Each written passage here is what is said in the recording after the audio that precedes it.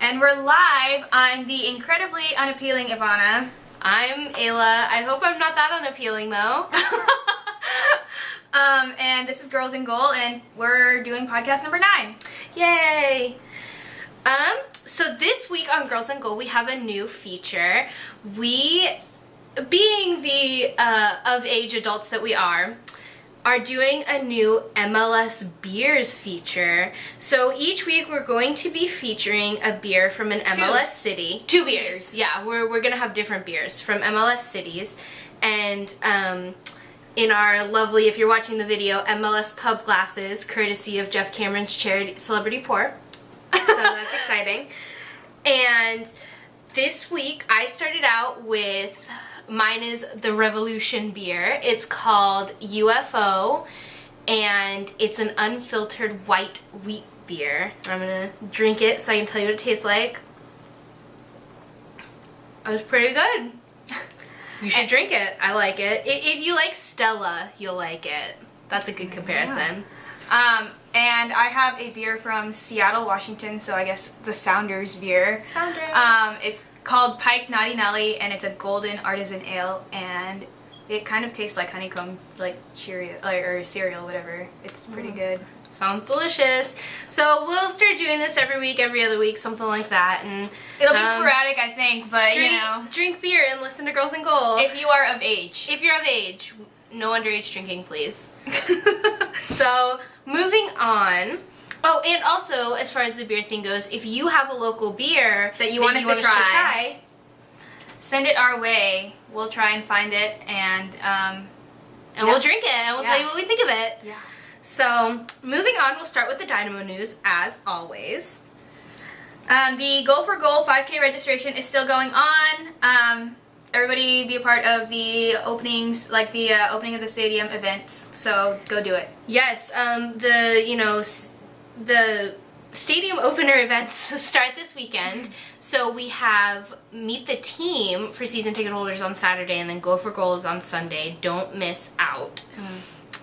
Speaking of stadium opener events, the ribbon cutting ceremony at BBVA Compass Stadium was today, and the mayor of Houston and East Parker was on hand to open our new stadium. Yes. And speaking of the new stadium, I got my season tickets. Yay! If you've been keeping up with it, my season tickets got lost, and they never came to me, and I was very sad. And I have to say a big thank you to Jonathan Kaplan in the front office for noticing my tweets and sending word to the rest of the front office that I didn't have them. And then I also want to thank Tiffany Simmons in the front office, because she emailed me, it was like 7 at night, with the tracking number and how to go get them. So clearly she wasn't still at the office. So thank you, Houston Dynamo front office. I got my tickets. I'm very happy, and customer service is wonderful. So just another reason you should be a season ticket holder. Yay, customer service. Yay. And there's also a town hall meeting at Orange Bar on Thursday night at 7 p.m. We'll be talking to Canetti and Brian Ching, and we'll be discussing, I guess, BBVA stuff. And also, yeah, it's BBVA supporter standards. So, yeah, it should be an interesting discussion. We'll post a recap of it because we're both going to attend. Yep. We'll probably live tweet a little bit, so if you follow us on Twitter, you'll be able to, figure out what's going on. Yeah. Additional Dynamo news: Colin is back next game. Woo! Colin Clark next Wednesday is our next game, May 9th, and his suspensions are up, so we'll have Colin Clark back on the field. And we desperately need him. So that should be just hooray, hooray, yay, yay, yay. Yay everywhere. That's about it in the Dynamo news. I guess we'll move on to MLS news. This is where it gets heavy. Okay, so you should probably watch the video when we put it up, because I'm showing you guys my notes right now. I don't know if you can see them, but Simon Borg, you can kiss my ass.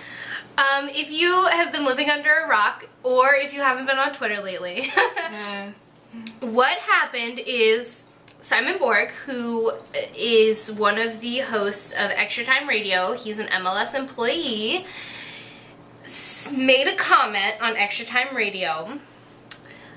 And Ivana, do you want to he essentially said that women who are super fans of, I guess, soccer, or it may have extended to other sports in general, are unappealing to men. Basically, he said that if you really like soccer, that you're unattractive.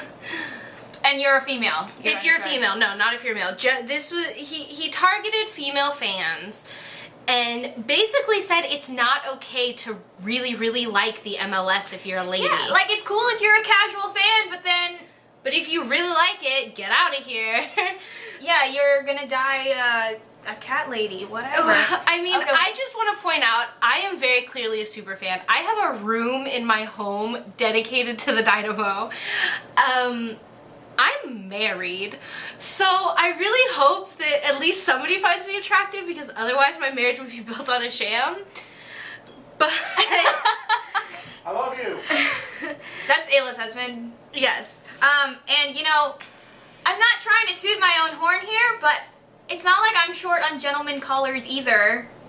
So, I mean, it's a really underhanded insult aimed towards a pretty active part of the MLS fan base.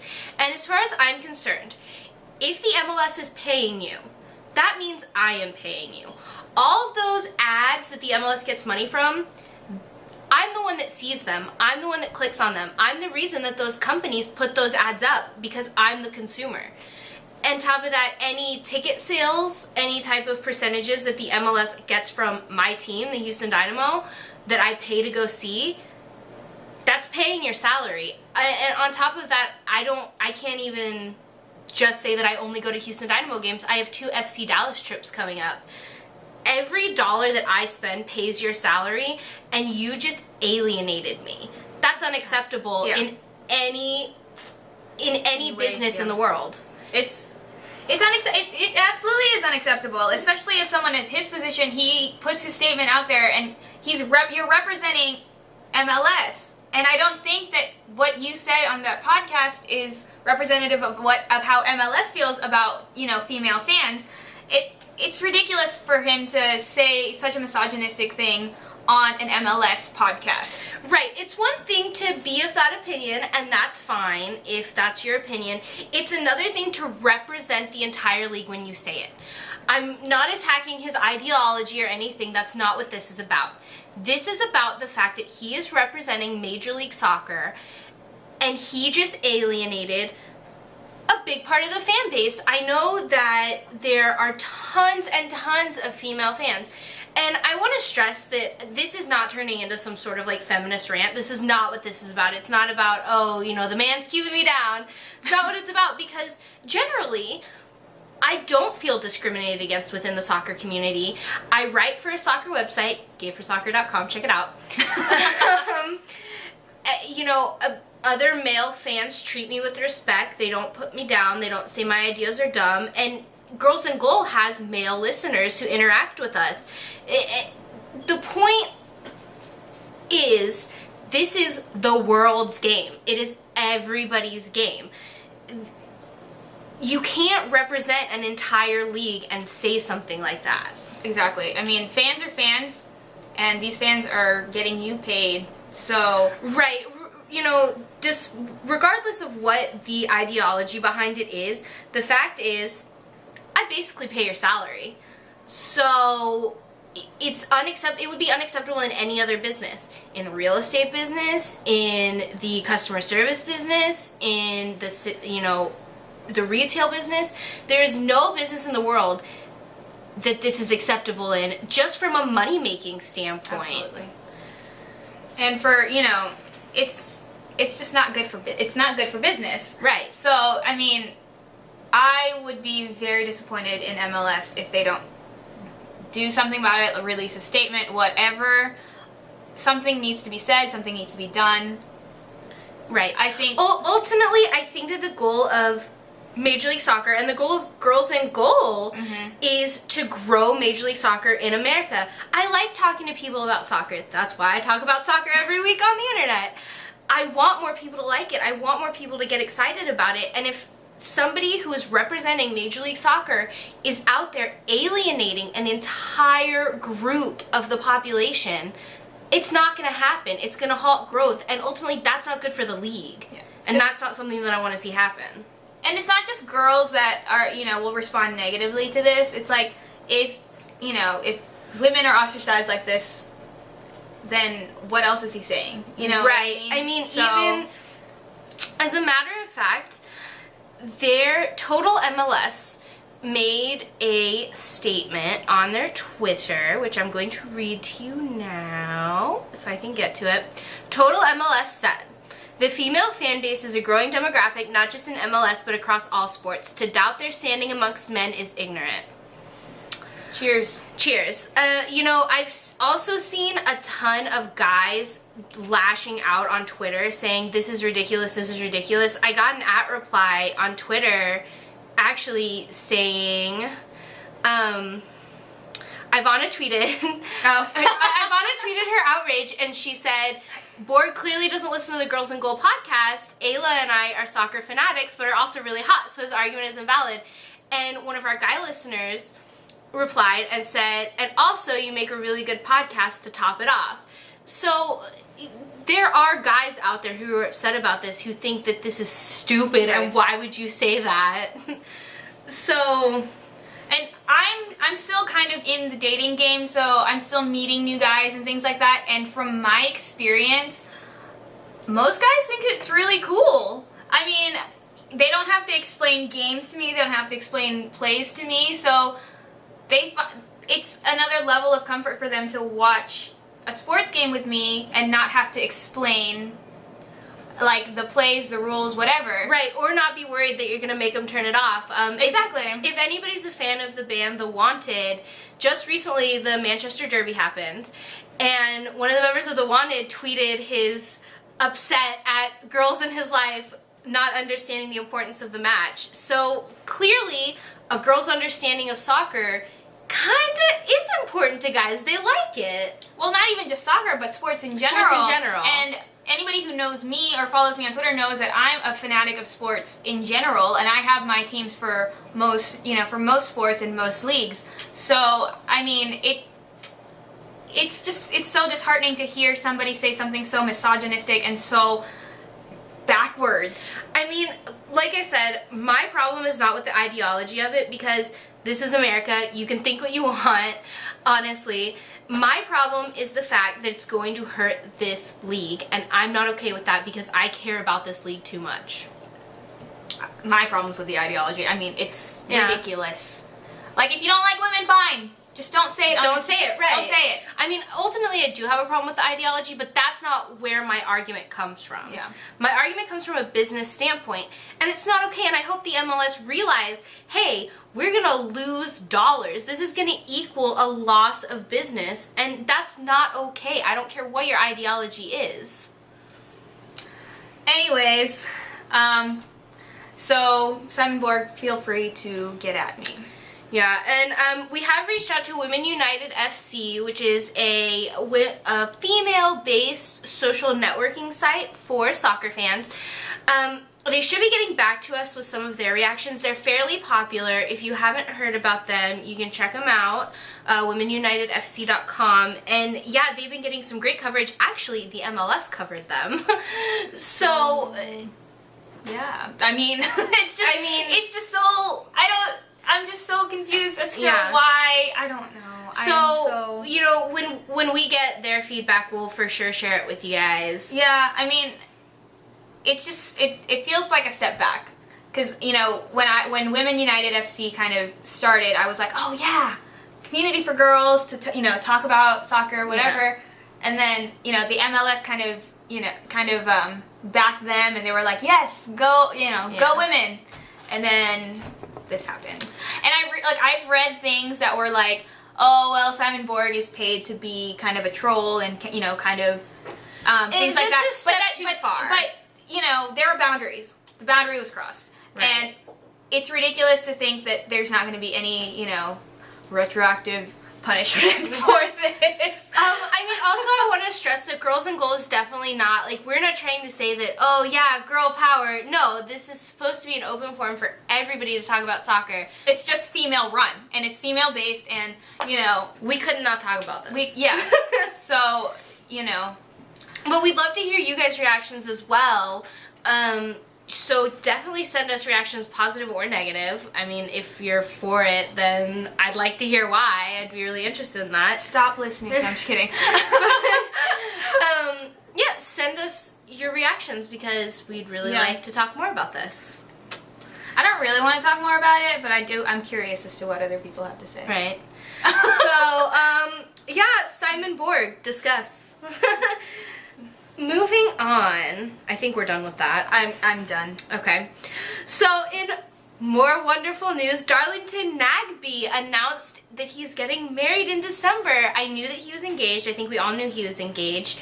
But he went ahead and he told us that he's getting married in December. I got married in December, so... Yay, December weddings! It's a good month to get married, so I think it's really cute. Darlington Nagby plays for the Portland Timbers. He is a product of the Akron soccer program, and he's really good friends with Kofi Sarkodie, if you're a Dynamo fan. Woo! So, who got some playing time this week? Yay! Yay! More MLS news. There is no word on the rumor suspension of Dwayne De Rosario. If you didn't watch the game, Dwayne landed an elbow to Bobby Boswell's face, and he got a card for it, and there was a little scuffle ensued. A little? And, I mean... Question mark? It was pretty bad. There was a fight, and everybody was saying, oh, Darrow's gonna get suspended. He's gonna get suspended for sure. We haven't heard any word on it, so I think that at this point it may have just been a rumor. Right. I mean, but people were calling for suspensions day of the game. And it wasn't just Houston fans. Right. So, you know, if there's not a suspension, I will truly be... I will be kind of I'll be upset confused. About it. Yeah, I don't know that I'll be upset, but I'll just be confused because it won't fit the pattern. I'd really like some definition to what these retroactive suspensions are going to be. Right, what's going to get you retroactively suspended? That's what I want to know. Yeah. However, there were some Chicago Fire suspensions that happened during the game for the fight that happened at the end of the Seattle-Chicago Fire game. That game was chippy. Which was crazy. And actually, Seattle came out and basically said, oh yeah, it was a good team bonding moment. Yeah, fighting. Yay! All right, whatever. Fight club. Yeah, the Chicago Fire will be without their coach and one of their center backs, so that'll be interesting. More people are out. Everybody's out. Oh my god. Henri is out. I read 3 to 4 weeks. I've heard different time frames, but like 4 is at least the 4 weeks, I think, is what everybody's saying, with a hamstring injury. So we'll see what happens to New York with that. However, I don't think, hopefully they can pull it through, just because Ryan Mira, and I hope that I'm saying that right, I think I am, was amazing, and he is amazing. That kid is awesome. Which, by the way, if you haven't heard, Ryan Mira, the goalkeeper for New York, got a call-up for the Ireland under-21 camp, and New York denied the call-up. New York told him he couldn't go. They refused to release him. So we'll see what happens with that, but good on him. He's amazing, and we'll get to that more. Yep. But he got a call-up. He's just not going. More people who are out. Troy Perkins. He got kicked in the face. And he got a laceration that had to be glued up. He should be back soon. It shouldn't be too long for him, but they did end up subbing in their third goalkeeper, so it's clearly not an injury to be taken lightly. Hopefully Perkins comes back soon. I love him. Another Timbers player, Purdy, he's probably out for longer. He got a concussion. And by the way, you should look him up because he's beautiful. Yes. He is beautiful. Clearly the most important thing on this podcast. Yeah. So he's beautiful. Now, moving on, more Timbers news. You may have seen it, you may not have. After the Timbers lost to the Impact, their owner, Merritt Paulson, kind of went a little bit crazy on Twitter. This is what he tweeted. He said, I don't believe we have a talent issue. We do have issues, and those need to be addressed. That said, the field and the PK call were a joke. A bad advertisement for MLS. Ping pong out there. No clue how that pitch was approved. Them's fighting words. I think if you follow the league, you know that Garber doesn't take well to criticism. So I'd be really interested to see what happens with this. The PK call, to me, I thought that it was the right call. Yeah, I thought so too. We'll get to it more in the when we get to the games, but Merritt Paulson's freak out kind of like went crazy on Twitter, and everybody was talking about it, and yeah, I think that Garber might retaliate for that one. So we'll see what happens there. He's done it before. I would not be surprised. Yeah, so gotta be careful. I know you're new to the league, but be careful, dude. Yeah, dude. Is that all? I think that's it for the MLS news. There was basically just a lot of people are hurt. Yep. This is May in the MLS. And everybody's hurt. Okay. Okay, moving on. So I guess we'll do our save of the week now, so we can kind of, back to the happies. Happies. My save of the week is for Matt Pickens of the Colorado Rapids. It was off of Chiva's corner, and he got enough on it to make it hit the crossbar, and then he was in the net, and it was kind of rebounding in toward the net, and he came back from inside the goal to, bat it away, and I was like, holy effort, way to keep your head in the game, Pickens. Yeah, Pickens was amazing. He wasn't my save of the week. My save of the week was actually Zach McMath. Big surprise. I know. It was a 6-minute save, and I thought that it was just a really quick reaction save that could have easily been missed by another goalkeeper. And it wasn't fancy, and it wasn't pretty, and it didn't have really a wow factor. But you can't ignore saves like that, because saves like that ultimately can determine games. And good on him for keeping his head in the game and for being quick like that, because it was a fast ball. It was going in there, and it was a reaction shot. He wasn't in position. He had to come back from it. So, yay for Zach McMath. I had some honorable mentions. I don't have them written down, but I can tell you about them. Okay, well, my first honorable mention was Ryan Mira. Yes, every single one of his saves. Every single one of them. He was definitely the MVP for New York. Yeah. Then my second honorable mention was Troy Perkins from the Portland Timbers for actually the save that he got the restoration on, because he was just like, I laugh in the face of danger, and just went for it, and ultimately he got hurt, but it was good for you. He didn't even care. He was gonna stand up for his team. And yeah, I have one in particular that I really liked. It came off of he came off the line to get in Sarah Sane's face, and denied the attempt, kind of got in his head a little bit. So way to mark your territory, Ryan Mira. Yeah. Way to do it. I had 3 honorable mentions. Is that too much? No. Carry on. We're girls in goal. We can do whatever we want. Tally Hall. Of course. And okay, for the record, I always want to pick Tally as my save of the week, but then I feel like people are going to be like, she's biased. So I don't, but just Tally, I want you to know that... we see you. We see you, and my honorable mention for him was every single save he made, honestly, because Tally Hall didn't give up this past game. He was working and working and working, had his eyes open, was trying to protect that box, and it just didn't happen for him sometimes, but he put in a valiant effort. And yeah, I have one from Tally that was the one against De Rosario. He had, he got the ball back in the midfield, and then he just kind of was like, no. Yeah.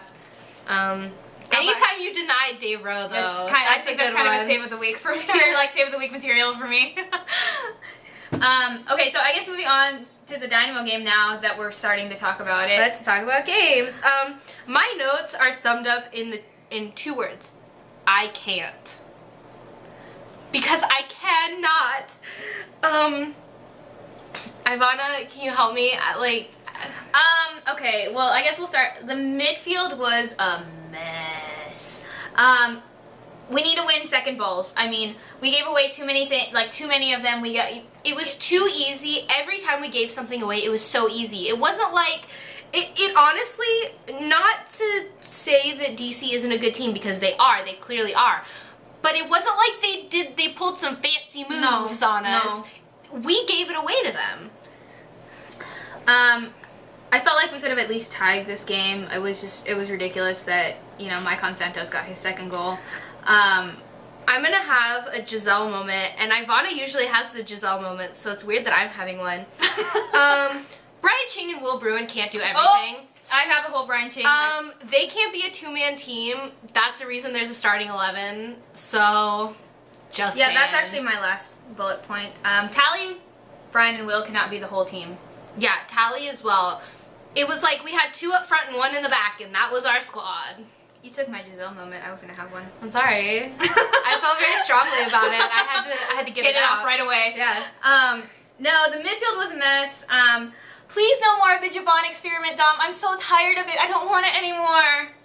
I'm tired of it. I mean, okay, I would like to say that Javon is actually a really, really nice guy, and I like him a lot as a person, but that's the problem with getting to know your team, is that you're like, they're so nice, and then they do a bad job on the pitch, and you don't want to say anything, but yeah, I'm tired of it. Try him as a sub. Yeah. That might be, we say all the time, it's the coach's responsibility to put together the starting 11 that works. He doesn't work as a starter. If he works as a sub, it doesn't make him any less of a player. It doesn't make him less important. It just means that that's where he works. Role. It changes his role, and that's fine. Speaking but no of more! Subs, yeah, speaking of subs, I would have liked to have seen Sturgis. I think that it's a shame that we didn't play him. I think from what we've seen, he's really strong. Yeah, and I think that the Kayla and Carr sub-in came too late. I thought it should have happened sooner. Yeah, the subs are coming too late for me. Speaking of subs, though, the Brad Davis sub. Awkward. Well, okay. It made me nervous. Let me explain this. With Brad Davis coming on for Andre Haino, it shifted our formation to 3-5-2, meaning Corey Ash was shifted back to left back, which is his usual role. Mm-hmm. And then Jermaine Taylor was moved all the way over across the field to right back.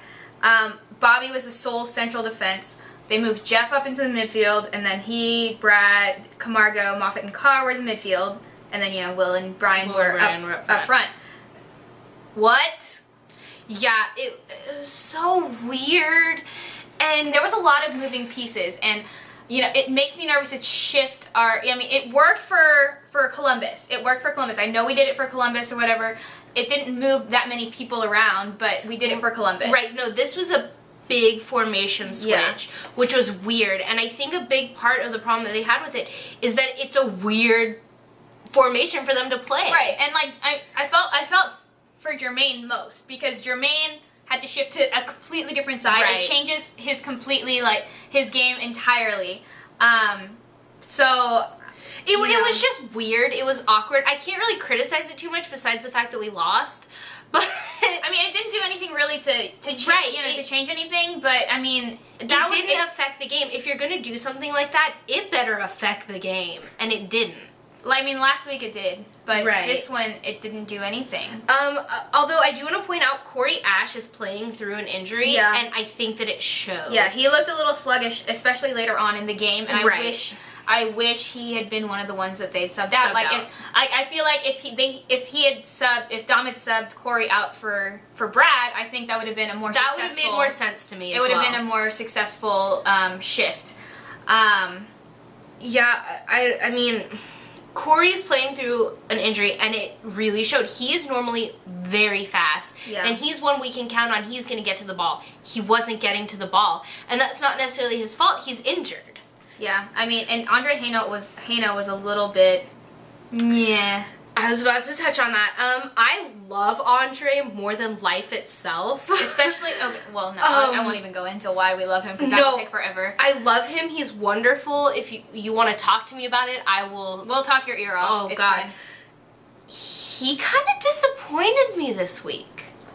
Just say it. It's fine. And it hurts me to say it. Like I said, this is another pitfall of getting to know your team, because you don't want to say mean things about them. Yeah, Andre, get your stuff together, dude. What is going on? This is not the same Andre we saw last season. I don't know what happened. I don't know if you're having growing pains. I don't know. I have no idea. And from what I hear, Andre Haino works so hard. I don't understand what happened to change that and how we can get him back. Yeah, but speaking of Andre though, like the whole back line was shaky and not the back line we praised so highly in game 1 versus Chivas. I think that they're getting comfortable with their back line, so they're not focusing as much on it, and you can't let your back line slip like that. Yeah, but on that note, you also can't completely rely on your back line. Right, and at first we were completely relying on the back line, and now they're slipping. Find the middle ground. Like, maybe getting Colin back will help a little bit, but we'll see what happens. Brad Davis is also still slightly injured though. Yeah, he's not completely game fit. So I'm glad he got some minutes though. Yeah. Will Bruin, you are the light of my life. I love you. Okay, I'm not gonna name who it is. It's nobody sitting here right now. When we got Will Bruin last season, I praised him and praised him and praised him, and I loved him, and I was all Will Bruin all the time. And another fan really disliked him. She thought that he peaked too soon, and that he was going down and not up, and I'm gonna shove it in her face next time I see her, because oh my god, Will Bruin, you make my heart smile. Yeah. I love you. I have a heart next to his name on my, like right here. I'm so proud of him. I'm really excited that he's starting to really come into his own and be a forward. Right. Because we need forwards. He's amazing and just wonderful. And I gotta say, I think it's because he works hard.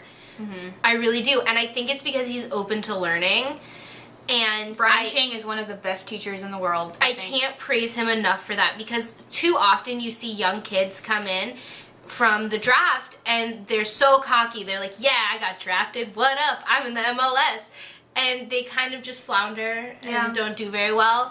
Yeah. And Will Bruin, you know, he had some rough patches last season, but he learned from them, and I think that's what's important to take from this. Right, and speaking of forwards, I kind of have this spiel for Brian Ching. Oh god, it's going to be a long one this week, guys.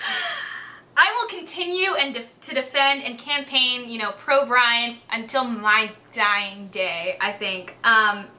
He's not a flashy player, but he works his ass off, game in and game out. And, you know, people who say that, oh, well, Brian Ching's so old, the Dynamo wanted him back for show. No. I will give them this. Any Ching highlight reel will be goal on goal on goal on goal on goal. You know, whatever. But you won't see the run he made near post to get Will Bruin free to make the goal that he made. You won't see all of the effort that he goes to make sure that the ball stays in our possession. The thing about Brian Ching, he's a lot like Tally Hall. The way that I watch them play, they never give up. We could be down 6-0, and they're on the pitch, and they working won't their give ass up. off. Yeah, and I can't stress enough how sad I am that all of these efforts won't make highlight reels, and they won't make news. They won't make save of the week, goal of the week, whatever, because they're not goals, they're not saves, they're run of play, part of, you know, the run of the game. Right. But it's wonderful, everything that he does, so. Yeah, speaking of Tally, though, he does need to learn when to come off the line. He makes me nervous when he comes off the line. It frightens me, Tally. You frighten me. Although I do have to say something about Tally Hall that I've noticed. His goal kicks have gotten a lot better. I want the banana yellow kit. Last season, Tally's goal kicks were kind of, in the air. Like, you would be like, oh, what was that? No, he's gotten so much better. So, yay for you, Tally. We love you. Yeah, and then his goalkeeper kits are on point. Nice job, Adidas. Yes, Tally Hall looks beautiful every week. The yellow looks real good on him. I want that. I love the blue one is my favorite. If I could get one, you know, like, I'm not going to talk about how I would get one. If I could own one, I would want the blue one. I like the blue one. I would pay money for that. You know, he does need to learn when to come off the line, but he still made some excellent saves, especially that D-row one we were talking about earlier. Okay, so I guess we need to talk about DC now. Oh yeah, somebody bring me a bucket for my tears for Danny Cruz. Like, it sucks. I'm getting emotional right now talking about it. I can't handle this. I love Danny Cruz so much. He is another player, like Brian Ching and like Tally Hall, he does not give up. When Danny Cruz walks onto that pitch, he is 130% for his team. And he may not be the most technically sound player because he did start soccer a little bit later than everybody else. Right, he didn't start until high school, and he only started because his football coach wanted him to condition for football season. It sucks seeing him in the DC kit. I mean, it is the worst feeling that I've ever had. I'm so glad I'm drinking right now. I know, I need alcohol to talk about Danny Cruz. I said it at the beginning of the season. Danny Cruz, they got the most for their money in that offseason pickup. He is going to be worth every cent and more because he worked so hard, and you could see it in his play. He never gave up. He never said die. He worked and worked and worked and worked until he walked off that pitch. And he created some amazing chances. If you didn't get to watch the game and you don't like Houston, at least go and watch the highlight reel for Danny Cruz because he didn't give up. Maicon Santos. I don't remember him being this good with Dallas or with any other team that he was with before. He is a completely different player than ever. I know. Ben Olsen, what are you doing? Teach me your sorcery. Or teach Dom your sorcery. I don't know. Teach somebody your sorcery because, Ben Olsen somehow gets a hold of these players and they just explode and do wonderfully. And now that he's found his starting 11, DC kind of can't be tamed. Yeah, I mean, Perry Kitchen looked good, I have to commend Perry Kitchen for having kind of a position shift and not faltering, Not so much. I mean, it was pretty effortless, I thought. He did a pretty good job. So, he started with central midfield, and then he moved back to central defense when Dudar got injured. Yeah. So, way to go, Perry Kitchen. Yeah. Nick De Leon, again, wonderful human. He got rid of the cornrows. Yeah, he listens to us. Probably not, but whoever convinced him to get rid of the cornrows, do it. And I tweeted in the middle of the game, and I was like, this is probably not the time or the place. But Nick De Leon is beautiful. He's, look at his face and his eyes, and it, I like how intense he is. As far as playing style goes, I cannot commend that kid enough for coming straight from college and being able to play. Being the impact that he has been. Right, and being able to play as long as he can because the season in college is considerably shorter. I believe it's a 3-month season. Yeah. Well, they're just starting, so I'm interested in seeing how all of the college kids will fare later on in the season. Right. But also in college games, if you look at the men's soccer teams, generally you never play a full 90 minutes. Generally, you play about 15-20 minutes and then you're subbed out. So good on him for having that kind of stamina to come in and be okay. Yeah. Like I said, I think the Darrow elbow, obviously, I think it warrants a single game suspension. Right, I think it warrants a suspension as well because it's from what I can tell, these retroactive suspensions are to warn people that, hey, if you keep doing that, you're going to seriously hurt somebody and that's not okay. If he had placed that elbow a little bit over, a little bit harder, he could have broken Bobby's nose. That's not okay. Yeah.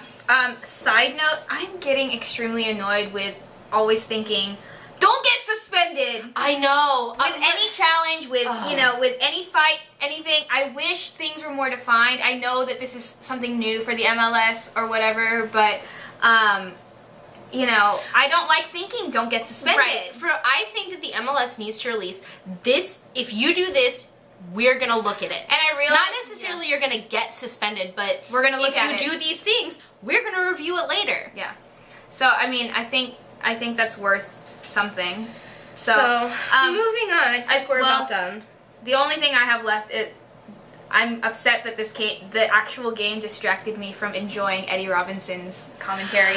Eddie Robinson's commentary is golden all the time, and I can't remember if it was Eddie or Glenn Davis, but somebody called Will Bruin a baby-faced assassin. It was Will Bruin, or what's his face, Eddie Robinson. Which is the best thing that I've ever heard in my entire life.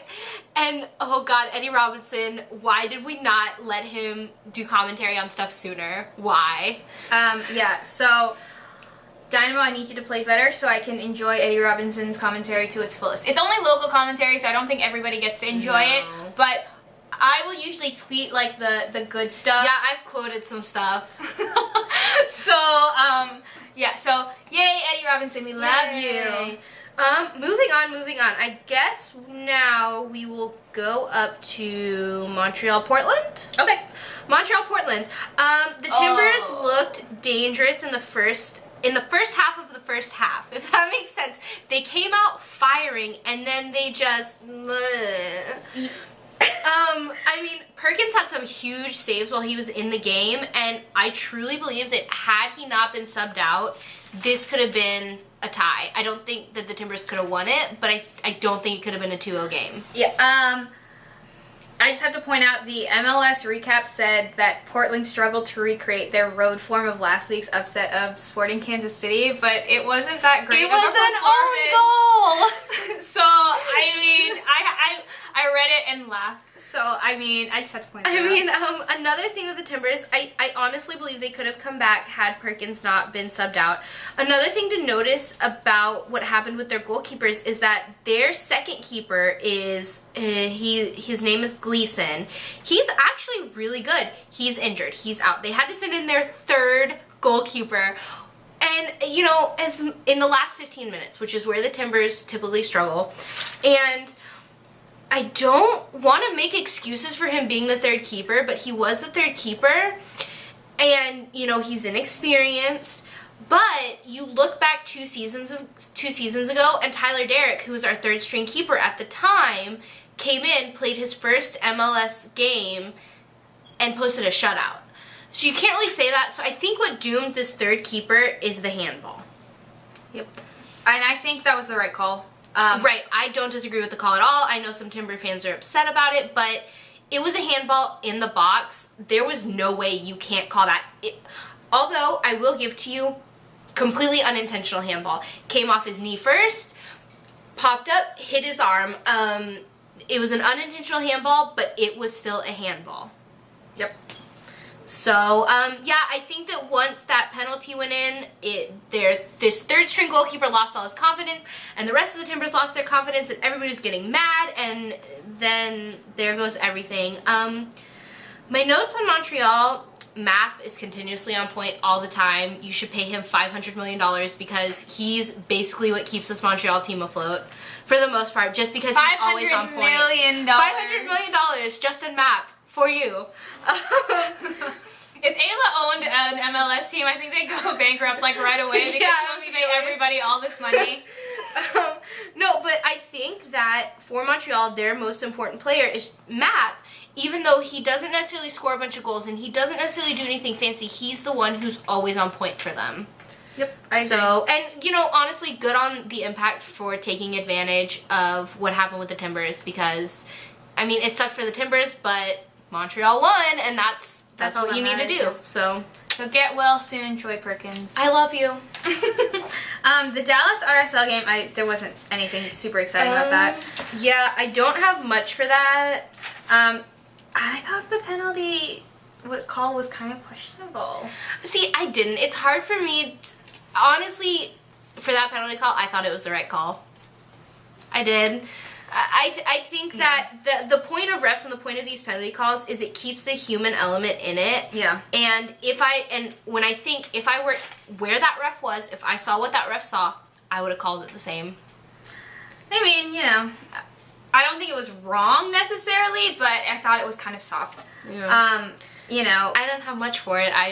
It kind of went the way I expected it, and it was a little boring. Yeah, it was a boring game.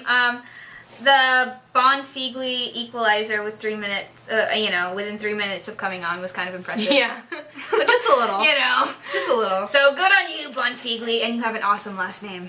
Talking about Dallas' second game against the LA Galaxy, again, boring. Okay, question, though. Why would you ever let anyone other than Landon Donovan take a penalty kick? Okay, yeah, I had to read up on this too because why? Apparently, Robbie Keane wanted to take it. And Donovan was just like, well, all right. And Bruce Arena said, when you have David Beckham, Landon Donovan, and Robbie Keane on the field, any of them taking a penalty is okay in your book, which it didn't work out, but I think he'll be changing his philosophy. yeah. But honestly, I thought Dallas was stronger than LA in this game. I thought so too. George John especially looked really good. Yeah. I thought so. This game again was boring to me, but Dallas looked stronger, and I think that it was luck that LA got the equalizer. Yeah, I mean, why would you ever let anybody take this? I'm so caught up on that. Like, it's distracting me from the rest of the game. That why? Just why? Big drama this week. So I guess we'll move on to New York Revolution. Henri's goal before he got injured was, amazing within the first 5 minutes. Come on. But that's why you love him. That's why people pay so much money to watch him play, because he gives that to you. It's a real shame he's injured. And but like I said when we were talking about Ryan Mira, I think that New York will be able to pull this out because of Ryan Mira. Ryan Mira was easily the man of the match for New York. New York faltered immediately. Every single person who was on that pitch playing for New York, except for Ryan Mira, didn't do well in my eyes. Ryan Mira was the reason that this team won. Yeah, because New England was attacking. And yeah, although I did not think that the Revolution capitalized enough on their opportunities. No. They were given a lot of opportunities, and they couldn't really capitalize on them. That being said, the opportunities that they did take advantage of, Ryan Mira shut them down. And I wrote in my notes, I do live notes while I watch games, I just put, wow, Ryan Mira is kind of a badass. Which he is. Which he is, because some of those saves were amazing, especially when you look at the fact that he's young and unexperienced. Yeah. So, good job, Ryan Mira. You're becoming Girls in Goal favorite, which is obviously the highest honor for a... honor of all time. No, he is one of my new favorite goalkeepers, and I love that he's thinking about pledging to Ireland. I think that's so cute, and I just love him. Yay, Ryan Mira. Yeah, so I thought that... Also, Dax McCarty for the New York Red Bulls. That's another reason that I think they're going to be able to pull it out. He's your New York Red Bulls crush. I know. The two gingers on New York Red Bulls. I love you both. Yeah, no, Dax McCarty is always on point. He is amazing with the Red Bulls. And I didn't think he was as good, the past couple seasons. Yeah, I think he's found his niche. Yeah, I think he's come into his own. So, good job, Dax McCarty. Yeah, the Revolution put Benny Felleber in at half, and he made an impact, I thought. I thought that aside from looking beautiful, he didn't do very much. I mean, he had a couple shots on goal. Okay, but let's talk about his header at the end. Yeah. He went to head it in, and he gave up. It came off a rebound. Mira didn't hold on to it. It came off. Had Benny stepped over and immediately reacted, he could have shot it in the net easy. He gave up. I watched that, and I was like, why would you give up on that? You could have gotten the rebound. That's why Benny Felleber is not in the starting 11. And I said this a couple podcasts ago, that if his impact was going to be as a sub, then screw his name, screw the fact that he's a U.S. international. He's going to be a sub. So. Yeah. He is beautiful, though, so. Yep. You have that going for you, bro. Moving on. Fire Seattle, 2-1. 2 suspensions for the Fire, which I think will make the Chivas game interesting. That's who they play next. The Sounders were just a little bit better, honestly. Own goals are boring, though. Yeah, Arne Friedrich. Yeah. Wow, you're struggling, bro. I mean, you're a German international. I feel like that's kind of a big deal, and you're not showing it. The best part about this game was the fight at the end, if I'm being completely honest with you. For Ayla, the best part for me was an Eddie Johnson goal, and because I love Eddie Johnson, so yay. But it's not like Chicago were without chances to equalize, so this could have easily been a 1-1, or a 2-2 game, rather. So I agree. I think that Chicago, again, didn't capitalize on the chances that they had, just like the Revolution. They just didn't capitalize on what they were given. So, I mean, I just think Seattle was more opportunistic than Chicago was this game. Yeah, I think that Seattle as a team, they see more on the pitch, Right. and it shows in the way that they play. So, yay, Seattle! Yay. Philly San Jose 2-1. Ooh, I love Steven Lenhart. Can I just Yeah, say? this was the Lenhart show. I do have to say that McMath, your boy McMath, is coming into his own. He held on until those very late goals. I love Zach McMath.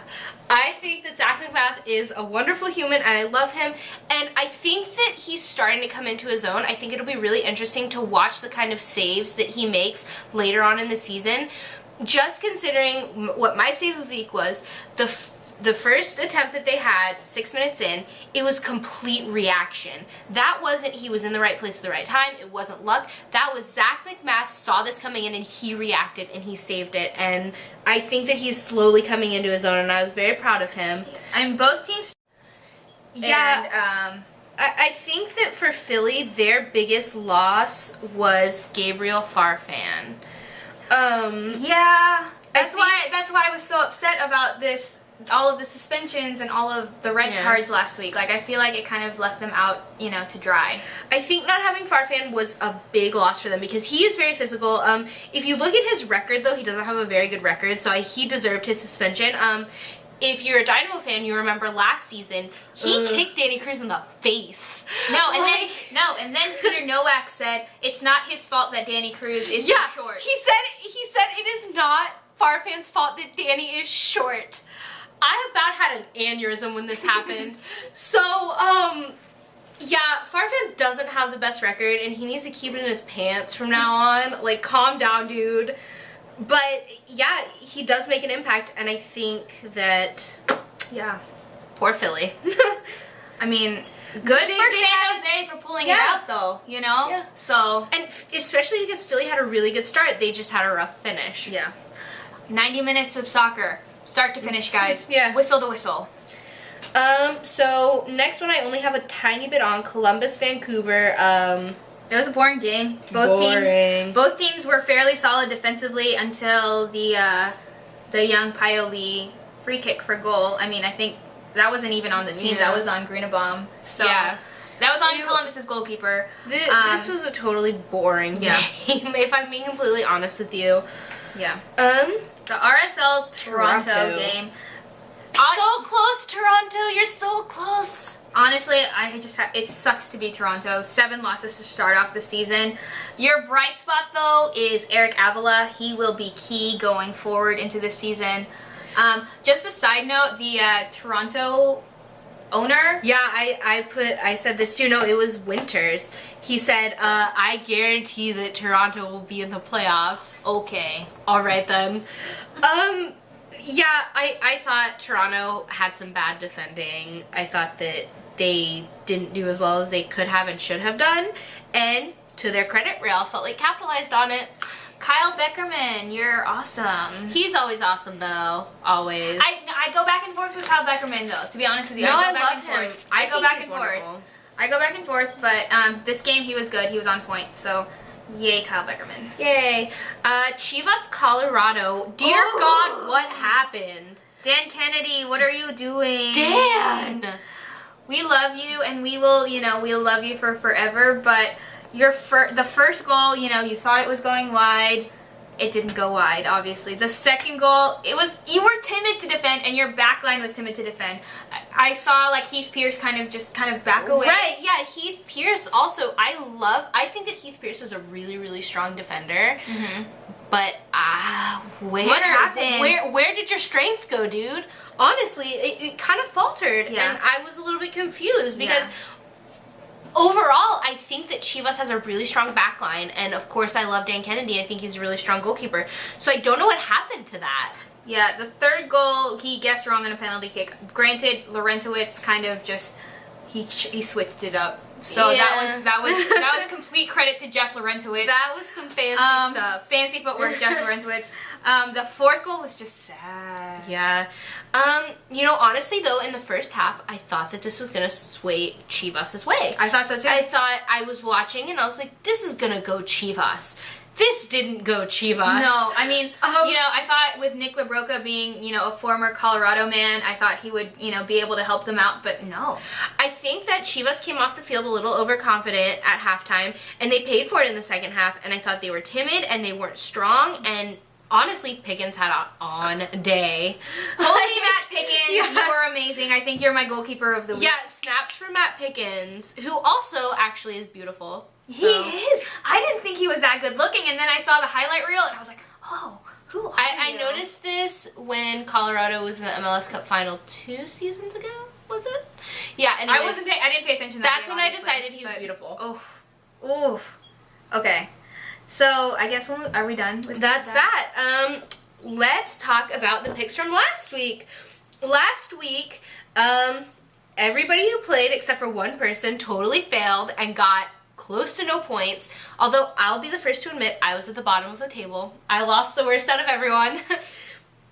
But Ashley wins again, and by a lot again. Yeah. Yeah, Ashley, when you win by like a mile. So good for you. She's gonna dominate us all. We better be careful. We gotta get our stuff on point.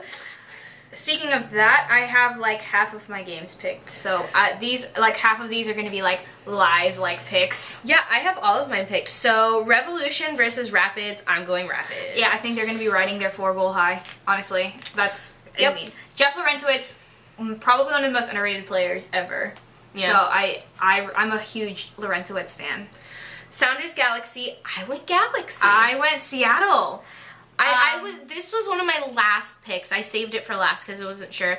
The Galaxy always managed to pull a tiny bit of magic out of their asses every week. I don't know how they do it sometimes, but I went with Seattle. I think their traveling fan base goes to the Home Depot Center. So I mean, well, Sounders are at home, aren't they? Oh, never mind. I lied. Yes. Seattle has all home games this week. Home game advantage. So Seattle. I'm picking you. Yeah. Earthquakes DCU. I've learned not to pick against Chris Wondolowski. Right, this one was hard for me. I went with the Earthquakes. Yeah, I went with the Earthquakes. I think this can be a 50-50 game. Yeah. So I went with the Earthquakes just because. This one was really hard for me. I think it'll be the Earthquakes. I think Chris Wondolowski will work his magic. And we can't forget about Lenhart. And Lenhart. Can't forget about Lenhart. We love you, Lenhart. But yeah, DCU, they have a lot of people, at their disposal to kind of maintain and control and contain. Yeah. So I think it'll either be a really boring game or a really exciting game. Yeah. So it's 50-50 that way as well. So Chivas Fire. I actually went with Chivas because Fire has the suspensions, and I think that Chivas will come out fighting. They'll want to win one. Yeah, I just went with Chivas just now, just because I think they're not going to want to be embarrassed shown up again. Yeah, because 4-0 is kind of embarrassing. And Chivas is at home. Yeah. Sounders Philly. I went with Sounders.